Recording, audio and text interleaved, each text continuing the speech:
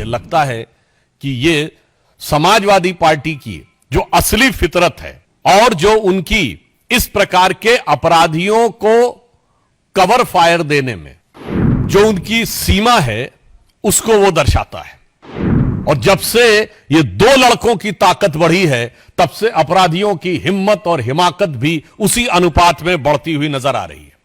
कोई DNA test की मांग कर रहा है, कोई कुछ, तो मैं बताना चाहता हूं कि समाजवादी पार्टी का तो डीएनए ही क्या है कि काजू भुना है प्लेट में और विस्की गिलास में, उतरा है रामराज यूं विधायक निवास में। और आगे उनकी लाइन है, पक्के समाजवादी हैं तस्कर हो या डकैत। मैं कैविएट लगा के बोल रहा हूं, उनकी लाइन है, मेरी नहीं। पक्के समाजवादी हैं तस्कर हो या डकैत, कितना असर है खादी के उजले लिबास में। पश्चिम बंगाल की मुख्यमंत्री जी की इतनी ममता उस प्रिंसिपल के प्रति क्यों है? इंडी गठबंधन के आचरण की उच्छृंखलता और उद्दंडता तो हम सब देख ही रहे थे। अब उनसे जुड़े हुए लोगों की अपराध में संलिप्तता भी पूरा देश देख रहा है। और यहां सिर्फ अपराध की संलिप्तता नहीं है, बल्कि अपराध करने की उनकी हिम्मत और हिमाकत और उसके बाद उसे संरक्षण देने की इंडी गठबंधन के दलों की सियासत, यह भी बड़े दुखी और भारी मन से यह देश देख रहा है। उत्तर प्रदेश में अयोध्या में हम सब ने देखा कि समाजवादी पार्टी के एक नेता मोहित खान के ऊपर किस प्रकार नाबालिग के साथ बलात्कार का आरोप लगा। और उसके ऊपर हमने यह देखा कि संवेदनशीलता तो छोड़िए, किस निर्लज्जता के साथ उसके ऊपर राजनीति की गई। उसके बाद आपने देखा कि कन्नौज में एक बार फिर समाजवादी पार्टी से जुड़े हुए नेता के ऊपर पुनः एक बार नाबालिग लड़की के साथ ही बलात्कार और बलात्कार के प्रयास का इतना गंभीर आरोप लगा है। विषय अपराध एक तरफ है, परंतु अपराध के प्रति संवेदनहीनता उससे ज्यादा बड़ा गंभीर विषय है। कन्नौज के इस प्रकरण के ऊपर पहले समाजवादी पार्टी का यह कहना कि उससे हमारा ऐसा संबंध है, वैसा संबंध है नहीं है।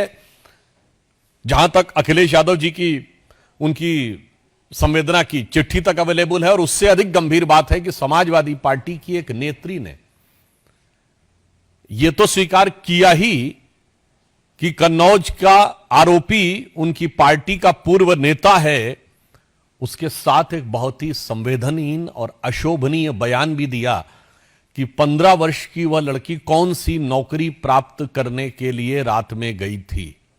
मुझे लगता है कि यह समाजवादी पार्टी की जो असली फितरत है और जो उनकी इस प्रकार के अपराधियों को कवर फायर देने में जो उनकी सीमा है उसको वो दर्शाता है। हम ये कहना चाहेंगे कि उत्तर प्रदेश में एक दौर में समाजवादी पार्टी के नेता ने कहा था, 2 लड़कियां जिनके साथ बलात्कार हुआ था उन्हें न्याय नहीं मिला था तो उन्होंने आत्महत्या कर ली थी। उसके बावजूद एक ऐसा असंवेदनहीन बयान दिया था कि लड़कों से गलती हो जाया करती है। आज मैं कहना चाहता हूं कि यूपी के जो 2 लड़के हैं, जो चुनाव के समय कहते थे 2 लड़के, उन लड़कों के साथ के जो लोग हैं वो गलती नहीं अपराध कर रहे हैं। और जब से ये 2 लड़कों की ताकत बढ़ी है तब से अपराधियों की हिम्मत और हिमाकत भी उसी अनुपात में बढ़ती हुई नजर आ रही है। दुख की बात यह है कि इस प्रकार के विषय पर, जहां नाबालिग बच्चियों के साथ इस प्रकार के दुष्कर्म का आरोप हो, वहां पर ईमानदारी से, क्योंकि हम ये मानते हैं कि अपराध और अपराधी को जात पात पंथ मजहब और राजनीतिक दल के तराजू पे नहीं तौलना चाहिए, उसे सिर्फ अपराधी देखना चाहिए। परंतु उसके बावजूद बजाय संवेदनशीलता के अनेक प्रकार की मांगे की जा रही हैं। कोई डीएनए टेस्ट की मांग कर रहा है, कोई कुछ। तो मैं बताना चाहता हूं कि समाजवादी पार्टी का तो डीएनए ही क्या है। अपराध और अपराधियों का सहज साथ, यह पूरे उत्तर प्रदेश को पता है कि अपराधियों के हौसले सबसे ज्यादा बुलंद समाजवादी पार्टी के शासनकाल में होते थे। और समाजवादी पार्टी का असली डीएनए, मैं समाजवादी पार्टी के ही बहुत पुराने समाजवादी नेता हुए और शायर हुए अदम गोंडवी, जिनकी की एक बड़ी प्रसिद्ध पंक्ति है, और ये मैं कैविएट लगा के बोल रहा हूं, ये उनके शब्द हैं, मेरे नहीं हैं। उन्होंने समाजवादी पार्टी में आए हुए आपराधिक तत्वों के हौसले बुलंद होने पर दुखी होकर लिखा था कि यह समाजवादी आंदोलन कहां पहुंच गया। उन्होंने यह लिखा था कि काजू भुना है प्लेट में और विस्की गिलास में, उतरा है रामराज यूं विधायक निवास में। और आगे उनकी लाइन है, पक्के समाजवादी हैं तस्कर हो या डकैत। मैं कैविएट लगा के बोल रहा हूं, उनकी लाइन है, मेरी नहीं।